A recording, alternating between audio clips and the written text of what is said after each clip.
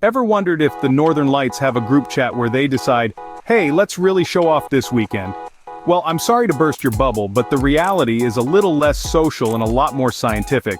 You see, the Northern Lights, also known as Aurora Borealis, have been on a bit of a spectacle spree lately. And no, it's not because they're trying to compete with the latest Netflix series. The increased activity is due to our dear old sun, who's been throwing a bit of a tantrum recently. Here's the scoop.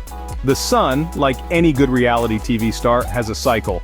Every 11 years it reaches a peak of activity known as a solar maximum, and we're heading right into the thick of it. During this solar max, the sun hurls solar flares and plasma energy towards Earth like a celestial rock star trashing a hotel room. Now, our planet, being the cool customer it is, has a magnetic field that acts like a bouncer, keeping most of this solar riffraff at bay. But some particles manage to sneak in, and when they do, they interact with gases in our atmosphere. The result? A neon light show that gives Vegas a run for its money, but let's not forget the role of coronal mass ejections, or CMEs. Think of them as the sun's version of sneezing, but instead of germs, it's sending out a massive burst of magnetic fields and plasma. When a particularly hefty CME hit us recently, it caused a geomagnetic storm, turning the Northern Lights up to 11.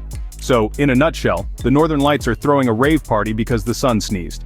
And while we're not suggesting you start wearing a celestial mask, it's worth noting that these solar outbursts can cause disruptions to communications and power grids.